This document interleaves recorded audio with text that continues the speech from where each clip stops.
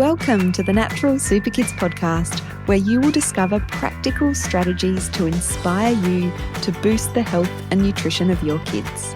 I'm Jessica Donovan, a qualified naturopath specialising in kids' health, and I want to make it as easy as possible for you to raise healthy and happy kids. Let's get into it.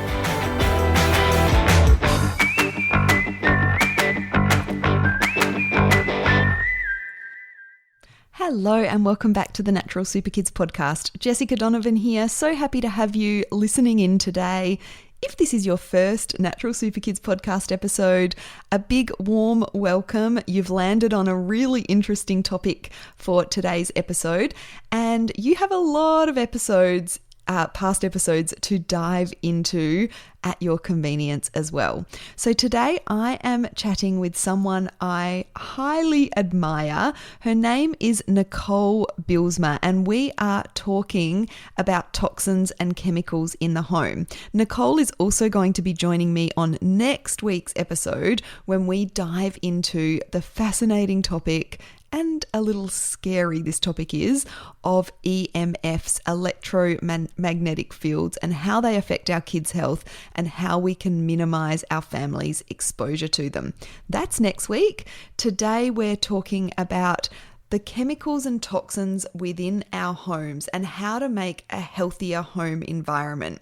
So we talk a lot about water quality, we talk a lot about air quality, and some of the key things that Nicole suggests parents think about doing and making changes in terms of their home environment to create that low-tox, healthy home environment. If you're not familiar with Nicole, she is a building biologist. She's a best-selling author. Her book, Healthy Home, Healthy Family, is the most amazing resource. I am always, referring to it for information. Nicole is the founder of Healthy Home, building biology movement in Australia, and the CEO of the Australian College of Environmental Studies. Nicole has lectured at tertiary institutions for 30 years. She's published in peer-reviewed journals and is regularly consulted by the media to discuss mold, electromagnetic fields, and toxic chemicals. She lectures in Australia and abroad about environmental health issues. Her research explores the impact of environmental exposures on human health and their ramifications for clinical practice for us practitioners. But today, obviously, we're talking, in a broader sense to parents, to you guys, on some really practical ways that you can start to make your home healthier. So here's Nicole. Hello, Nicole. I'm so excited to talk to you today. Hey, Jess, looking forward to this. Yes, me too. So let's dive straight in and start to actually, do you want to just introduce yourself and let everyone know who might not know of you a little bit more about yourself?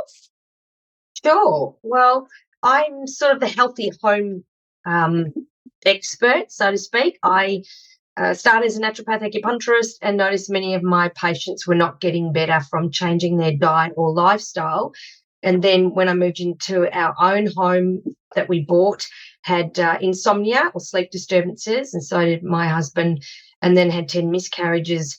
And the neighbour said no one had successfully had kids in this house. So it got me thinking about how our home, where we spend most of our time, could be impacting the health. And then I did a deep dive for 10 years off my own back just researching that. And because I was lecturing at uni at the time in Chinese medical theory and naturopathy, I started to teach a lot of this to the students, quickly get through the nutritional curriculum so I could quickly shove some stuff on environmental stuff. And they're going, Cole, you need to create a course from this. So in 1999, I established the Australian College of Environmental Studies, and then in 2005 became nationally accredited as a registered training organisation, and run the only nationally accredited course in building biology, which is an advanced diploma. Essentially, it's a healthy home expert. So building biologists are trained to go into people's homes and see if they're making them sick. a big part of the work we do is to assess water damaged buildings and mold. Mold is so big, much bigger than anybody ever imagined in terms of health effects. Chemicals, of course, and electromagnetic fields and allergens. So they're the four big things we do. Most of the work we get paid to do is to assess for mold in the building. So it's the only government accredited mold testing course in Australia, and I'm about to launch some programs for the public on how to understand mold and EMFs so they can get the terminology right, so they don't get ripped off by their insurance company and by restorers and remediators, and they know, is their house making them sick? So looking forward to, now that I'm at the tail end of my PhD, is to create good content for the public to get rid of a lot of misinformation that's on social media, and to educate them so that they can create healthy homes, especially for the kids. I'm a mum, with 3 kids. I had 3 under 3. The teenagers are now 16 and Charlotte's 14, so you can just shoot me right now because that's really bloody hard at times, I've got to say. Even though I've had 10 miscarriages, I love the little buggers, but gee, no one prepares you for teenagers, and I probably should have done a psych degree. But apart from that, they're great most of the time, and even with my background in research in environmental exposures and the EMFs, I'm still yelling at them, get off that bloody device. So probably a good place to start there. Oh, well, that is so reassuring, because I'm right there with you. I've got a 13 and 16-year-old, and I agree. Like, I don't know if it's, the past kind of dilutes, the challenges of the toddler years is diluted now, but I don't know if the teenage years are some of the hardest years in terms of parenting. Okay, well, look, I think physically it gets easier as they become independent, yes. Get to know their beautiful personalities, but mentally it's like, wow. That's why I just started walking. Just get out of the house, Cole. Just zip your lips and just don't take anything personally, and just drink a shitload of organic coffee, and then I'm cool. Yes, I agree. Not taking things personally, I think, is huge, isn't it, in the teenage years? Absolutely. Yes. So in the next episode, we are going to talk about EMF. So that is going to, be really interesting. But I'm glad that you struggle with that as well, keeping them off their devices. Oh, it's so hard.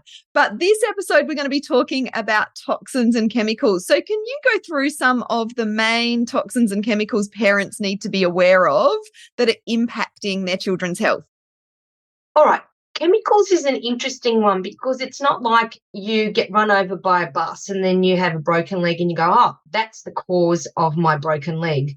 Chemicals are insidious and they are everywhere, and they occur from the cradle to the grave. That's the problem, is that we realise when I first studied naturopathy 30-odd years ago, when we're looking at prenatal care, we go 6 months before you get pregnant. As a minimum, get your diet right, get your lifestyle right, and you'll have a healthy baby. Well, that's actually not correct. We now realise it happens with your grandparents. And something very interesting happened with our parents and our grandparents is that they were exposed to a huge amount of toxic chemicals in the form of pesticides when they changed farming practices that essentially resulted in this, what we call transgenerational effects, which means these chemicals were passed through the placenta and through the breast milk. And now we are seeing a pandemic of childhood neurodevelopmental disorders like autism, ADHD. I've got 2 kids with ADHD. My ex had ADHD, has ADHD, and, ADHD and is becoming normal. It's everywhere.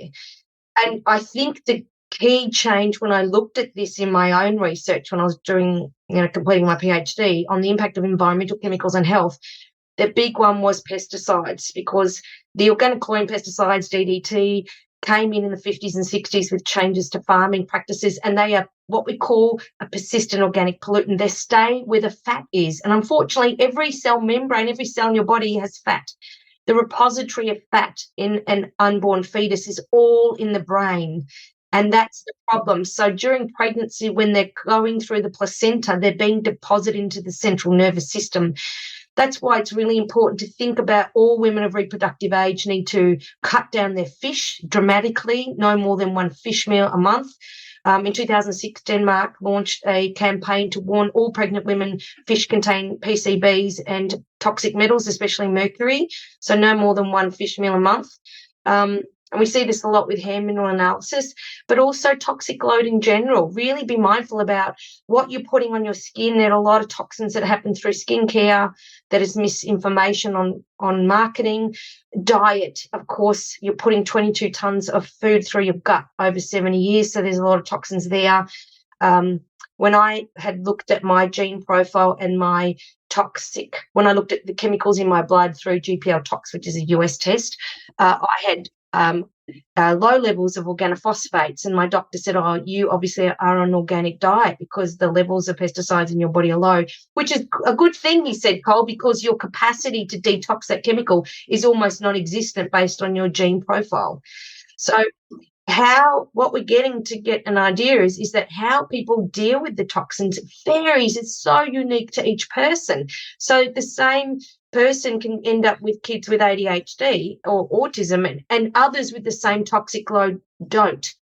So what is really important is overall to reduce that toxic load through the diet, through not putting, things on your skin that are not good enough to eat. Really thinking about where you exercise, not near heavy traffic, where you live, not near heavy traffic. Chemicals, cleaning products, all of those things are very, very important. Having as much as possible, a clean home, as in, really close to nature, lots of trees that act as filters, as opposed to being near industry, heavy traffic, near ports, near coal trains. Like, the reality is we now know, looking at the Australian Institute of Health and Welfare, where the sacrifice zones are in Australia, and they are near ports, they're near coal trains, they're near heavy traffic, flight paths. Like, living within 7 kilometres of a flight path will expose yourself to high levels of noxious gases and particulate matter. So all of these things are red flags, which is horrible news and pretty hard to take for the first time when you're listening to what I'm saying.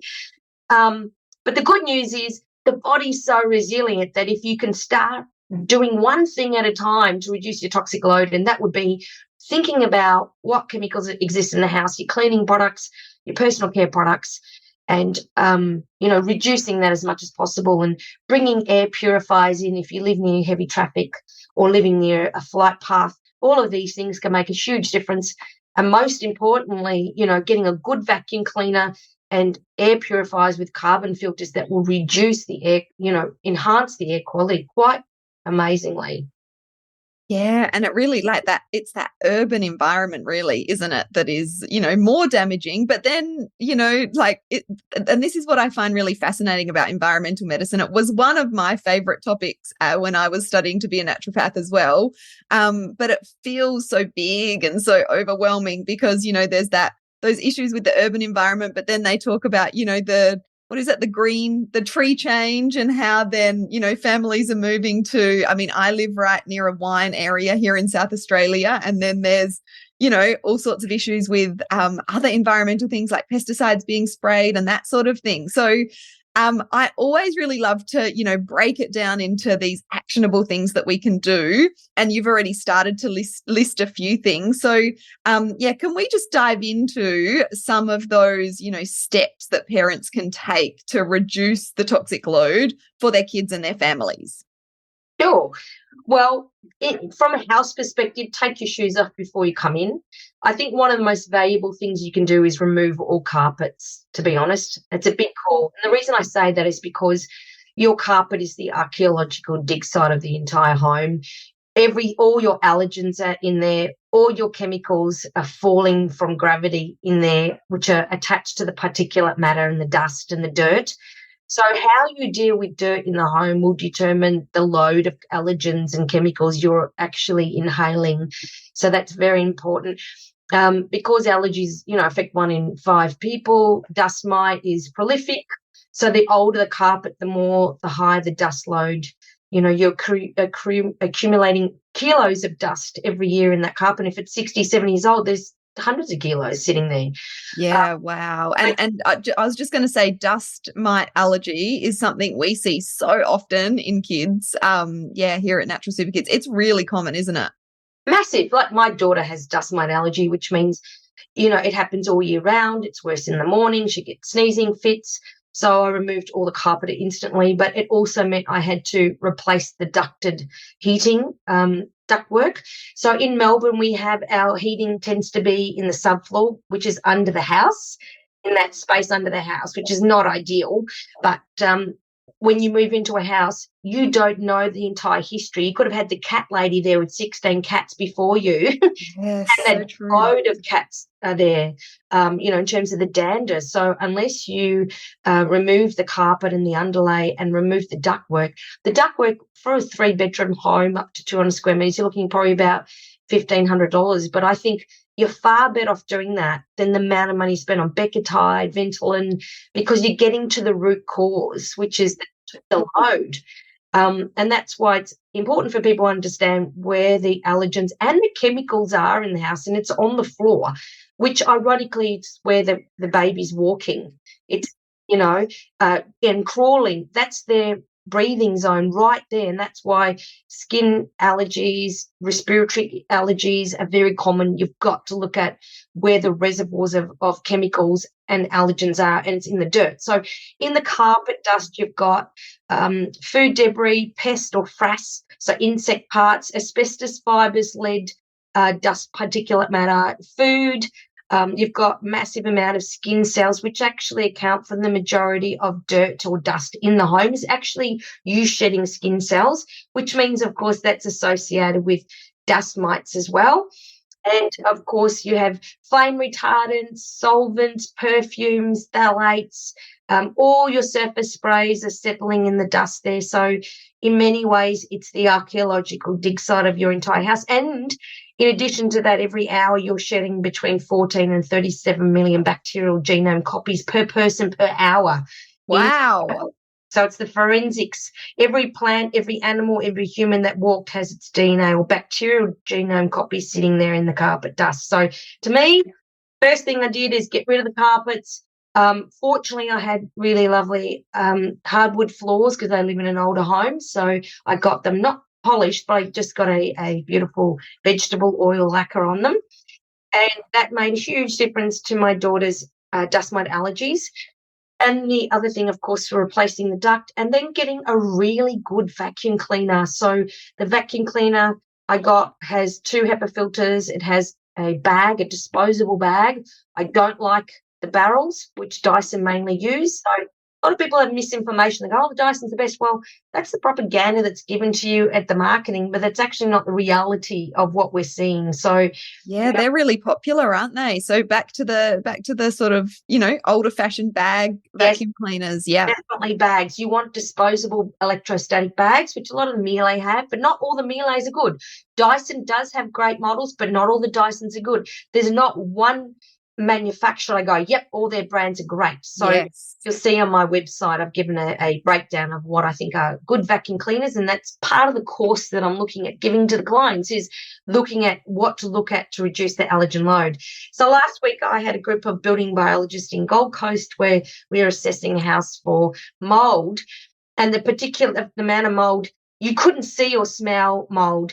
You couldn't, the house was clean, but it came back high dirt levels, even though you couldn't see it, because the vacuum cleaner she was using had no HEPA filter. So essentially everything being pulled into the vacuum cleaner was coming out at the other end where the warm air comes out, and now going up into the air and taking 2 or 3 days to fall. So it was just increasing their exposure. And this is the problem when you don't get your vacuum cleaner right, is you're essentially getting all of that stuff airborne, which you're breathing in. That's why a lot of asthmatics and people with respiratory issues or allergies are worse after vacuuming because the fact that it's not being filtered. So it's ending up in the air. Exactly. So in my book, I'm very clear there's very little you need to buy to get a healthy home, but one of them is a really good vacuum cleaner. Of course, a water filter is critical, and an air purifier and a dehumidifier. They're the 4 things. The rest is knowledge and information. Yeah. Okay. And so on to water filters. Like, what are some of the, I guess, things that we find in unfiltered water that parents need to be aware of? Well, chlorine is the big one. Chlorine is the strongest antibacterial that you're ever going to be exposed to. And, of course, the benefit of that is that it prevented all the waterborne diseases like dysentery and cholera, which is a good thing. The problem is there has to be sufficient chlorine at the end of the line. So, after hundreds of houses it goes through, that when it gets to the last person's house, that there's enough chlorine that's still active in the distribution system, which means you're ingesting chlorinated water, which is the strongest antibacterial that you could possibly be exposed to. And now we know the gut microbiome is essentially an important marker for health. So if you're ingesting chlorinated water, you're essentially could be impacting the gut microbiome, which is the worst thing you want. You don't want to do that. So everybody needs a water filter. If there's no point spending thousands of dollars in supplements if you're going to continue drinking chlorinated water. So you want a carbon filter to filter out the chlorine, because you do not want to. It's actually the most common cause of eczema that I've found. As a naturopath, I could give clients hundreds of dollars worth of herbal tinctures for their skin problem. But when I started getting them to use filters in their shower and their bath, 60% of them, their eczema went, and 40% had a significant improvement in their management of eczema, because most eczema patients will go, I can't bathe, it makes my skin worse. To chlorinated pool makes my skin worse. Of course it does. It's an antibacterial. They're already inflamed. So simple things like that made a massive difference. And I started to reevaluate a lot of what I'd been taught and thought, really, when it comes to asthma and allergies, what you're breathing is causing a lot of the problem. Yeah. And I mean, it's a huge issue, isn't it now? The rate of allergies and those atopic conditions like eczema. Again, we see so much of that here at Natural Super Kids. Okay, so the water filter, and then talk to me more about air purifiers and why they're important. All right. Well, still on water, fluoride is a big problem. Oh, yes. Toxic metals and fluoride are the other ones that are really an issue. Most countries have never fluoridated their water system, and I think that's important to make that clear to everybody. Western Europe has never fluoridated its water supply, and its dental decay rates don't exist in the way we've been marketed. So, and the reason why they didn't fluoridate is because it's unethical to mass medicate an entire population with a pharmaceutical drug, which fluoride is, because it's designed to treat a medical condition called plaque and tooth decay, which is the most common disease in the world. So they've never fluoridated. The real decline in tooth decay was better dental hygiene, better diet, and, of course, flossing and brushing their teeth with fluoridated toothpaste does provide some protection, topical protection, but ingesting fluoridated water does not provide those benefits. And that's why most countries, there's only 11 countries out of 300, I believe, that fluoridate their water supply. Australia, Canada, US, and New Zealand are part of those 11 countries, but most have never fluoridated. So the problem is with high-dose fluorosis, you have osteoporosis, you have bone-related disorders, you have, decay and mottling of the teeth. But, of course, the big issue that's coming to light is thyroid diseases that are closely linked with some, not all thyroid, of course, but thyroid diseases could be linked also with fluoride and its impact on the pineal gland, which secretes melatonin. So there's a lot of more data now on fluoride, high-dose fluoride, and bone-related disorders and thyroid conditions. Yeah, and you mentioned heavy metals as well. And I mean, water is something hopefully we're all drinking like quite a bit of every day. So that's a really important, place that we want to look at that chemical exposure, isn't it? Absolutely, because I mean, you ingest a lot through your drinking water, through your cooking water, through your kettle water, through your bathing. You ingest a lot through your skin, so it's important to get that right. Toxic metals, most of the metals you're exposed to in drinking water is not from the distribution system from the council. It's actually from your own reticulation system, the domestic pipes under your home and your faucets. So brass, if you built from 2000 onwards, there's a good chance your brass taps contain up to 6% lead in the valves, which is a nightmare. And last year, the government announced $2 billion to replace new brass taps because it had lead in them. Now, lead is associated with drop in IQ, learning and behavioural disorders. Lead is still the number one problem for kids. If you have any learning behavioural disorders, you must check your child for lead before a diagnosis of ADHD and autism. You must. It is still a massive problem. And what's becoming clear is because in my era, born in the 60s and the 70s, is that we had lead petrol. We had lead paint in our homes. And now as I'm in menopause, as the bone's demineralizing, they're actually re-releasing the lead. So lead exposure in postmenopausal women is a big problem that could relate to mental illness, anger issues, because we now know lead is very closely associated with males in prisons who are illiterate. Most of them have high levels of lead.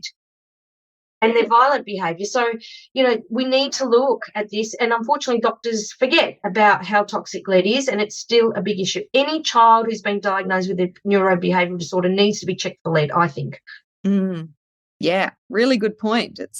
And like you said, we've gotten rid of lead, like in the petrol, in the paint and that sort of thing, but it's popping up. Like, I didn't know that. I didn't know that the brass, within the water systems contains lead. So that's new information to me.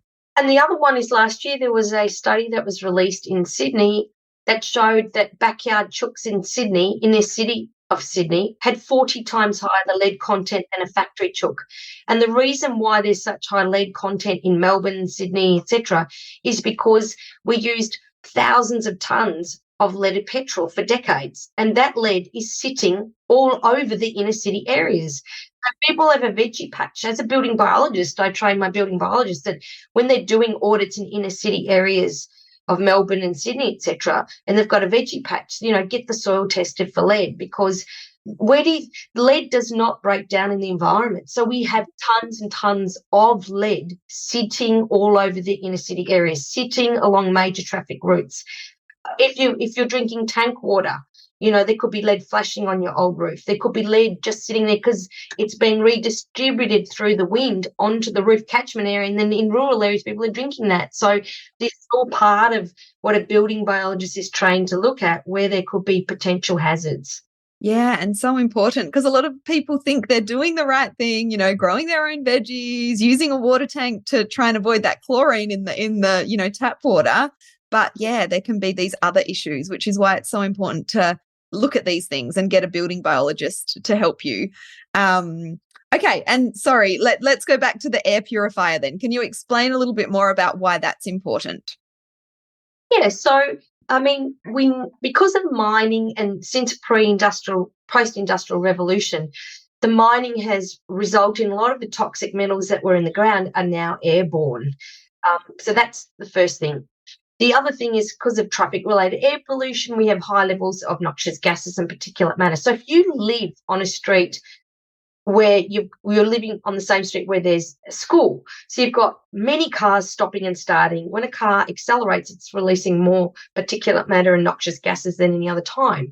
So living near an intersection where cars are stopping, living near schools where there's lots of cars stopping and starting, twice a day, that's going to expose you already to higher levels of noxious gases and particulate matter. You want to keep your windows closed in those environments, during peak hour, and then open them up during non-peak hour areas, just being mindful that you're being exposed to that. When I'm doing an audit, I'm looking at the colour of the dirt in your home. So if I see that it's dark or black towards the front of the house and migrates to be more a browny colour at the back, then I know it's probably traffic-related air pollution that's creating that. If it's yellow, then there's high levels of pollens during different times of the season. If it's black throughout, then it could be more aspen from mold growth, etc. So that's already key. And, of course, also cleanliness. It's important to clean that as much as possible. So air purifiers are good when you're living in inner city areas.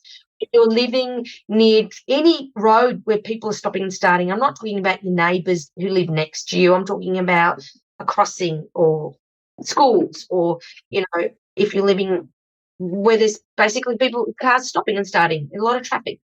So flight zones as well. I mean, 3 weeks ago, I was doing an assessment with students in Sydney for mould, and every 7 minutes I had to stop because there was a 747 200 metres above me from Sydney Airport that was flying out. And it was just extraordinary. I took multiple pictures to go, there's no point looking at mould in the house if you've got a big fat red elephant right above you. That's really cannot create a healthy environment for this couple and this young child, this baby, in living in this home. It's like you're going to have to seal your entire home. You're going to have to bring in air purifiers because you live in a toxic environment that every time you go out, you're inhaling this issue. And unfortunately, this is the sacrifice zones that exist throughout that people aren't thinking about, let alone the mold that could be in the house and the EMFs, etc. So to me, another reason why everybody needs an air purifier is because we've got more and more bushfires. So recently, in the last 18 months, there was a bushfire in close proximity to my house, and you could smell that bushfire, the particulate matter, etc. Or I'm also living in an environment where a lot of people use open fireplaces in winter. So even though it's a beautiful bushy environment, unfortunately, I can smell in wintertime people using their open fireplaces, which means it's coming into my house. So it's important to make sure your house is well sealed, and also that you have air purifiers in multiple rooms to filter that out. Because if you don't get a filter, your body and lungs become that filter. And that's something I say a lot at conferences, is if you don't get a filter, you become that filter, and it comes at a cost to your health. So for bushfire alone, I would strongly suggest that you have filters ready to go, that you can close your house up. Hopefully it's well sealed and the windows are well sealed, and that you reduce that. If you have mold in your house, if you have asthma, allergies, and it's been worse since you've been there or after a renovation, then having an air purifier can significantly reduce your exposure to mold spores. So to me, a air purifier is critical for anybody who's wanting a healthy environment, because there will be multiple times you'll need to use it, even in your relatively healthy home. Yes. Okay. That's a wake up call for me, because I do not have an air purifier. I mean, I live in I've always kind of thought to myself, well, I'm an hour south of a small city, Adelaide. Like, I live in a coastal sort of suburb, but there's so many, why not? I mean, it sounds like a pretty important investment. Yes, absolutely. Definitely. And the other one is a dehumidifier. So yes. When you have a water event, an overflowing bath, laundry, whatever, and water starts lapping into the hallway, that's not good. You want to quickly, turn off the tap, get rid of the water out of the bath, and then get every towel out of the house out of the linen cupboard and dry it out. Bring the dehumidifier in. So as the moisture is evaporating into the air, it's actually being taken up by the dehumidifier to pull the moisture out, to dry it. You only have 48 hours to dry after a water event. After that, you have microbial growth and spores that are going to start coming into the air and going to adjacent rooms. Wow. Okay. And dehumidifiers are great for people with allergies as well, aren't they? Well, dehumidifiers reduce water vapor. So if you live in a humid environment where the humidity is regularly above 70%, then you need something to reduce the humidity, because above 70%, you're going to have dust mite proliferation. Dust mites don't have mouths. They use the moisture in the air to proliferate. You're going to, and mold and allergens, bacteria. So you need to have some form of dehumidifier. Now, the good news is your split system refrigerative air conditioner, the ones wall-mounted air conditioners, act as a dehumidifier, but when you turn them off, the humidity goes up. So it's important that you have some form of dehumidifier to reduce the water vapor. If you're in South Australia or Melbourne or Adelaide, Perth, then, your humidity levels are going to be most of the time between 35 and 60%. Occasionally they'll go up to 70. So you're in a relatively dry climate. Being on a coastal town, however, the water vapor will be raised because you're getting that sea spray, which can significantly increase the water vapor in the air. So the beauty is, with what we've found over many years of doing this testing homes, is that every house is so unique in its microclimate that it's impossible to make blanket statements about, well, this is what you do in this house, in this suburb, in this town, etc. Of course. And so, okay, so I think to summarize what we've talked about today, we all need to be investing in a really good quality vacuum cleaner, water purifier, air purifier, and dehumidifier, especially if we're in that sort of more humid sort of climate. What in terms of recommendations, because I know we're going to get these questions, like which water filter, which vacuum cleaner? You have these sort of resources on your website and in your book, don't you? Yes, I do. So there's chapters on each of those in the Healthy Home, Healthy Family book, which you can get through my website, or Booktopia also will probably sell it cheaper than what I do on my website. There's also quite a lot of content in my webbuildingbiology.com.au website. Yes. As I said, I will be launching courses in February on all of these topics to help people understand, what's going on with allergens, electromagnetic fields, and mold, so that they can help create healthy homes. Because a lot of people don't realise they're not in healthy environments. No, because it's not always obvious, is it? No, the worst times I see for mold, you cannot see or smell mold. So there's key questions that make me realise that mold is a problem. 90% of the time, though, it'll be a significant problem when they answer yes to these questions. So based on their symptoms, based on the timing of when they got sick, when they did the bathroom reno, because the builder comes in, does a bathroom reno, strips it to frame, gets rid of all the gyprock and the tiles, and now that mold issue in the wall cavity, which was the wall helped to conceal it, now is spread throughout the house, and they've got very sick because they didn't realise they could contaminate that. So, if you've got termites, then you're going to have mold. If you live in Central Coast, Sydney, Queensland, you've got mold. I can tell you it's already growing in your house because you've got the humidity levels. People don't realise with mold, you don't need to have a water event to have a significant mold problem, because the mold is utilising either liquid water off the surface for 48 hours it grows, or if the humidity is above 60, 70, especially 70%, within 48 hours, all the spores sitting all over the house, they're going to start growing. Yes. Oh my gosh, the whole mold issue is huge and really hard to kind of wrap your head around. So thank you so much for sharing all of this, all of your amazing wisdom. And I know that your book is like a Bible to me. It's just it's really easy to read. You don't have to read the whole thing, but it's a really good resource to kind of, turn to, a particular area that you're interested in. I think every family should have one. So I'll make sure that the link to grab your book is in the show notes. And I also think that your website is such a great resource, for people who might not have your book.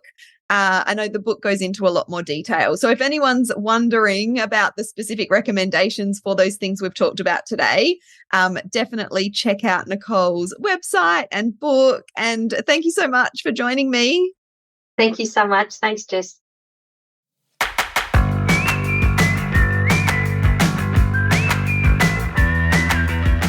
Thank you so much for joining me on the podcast today.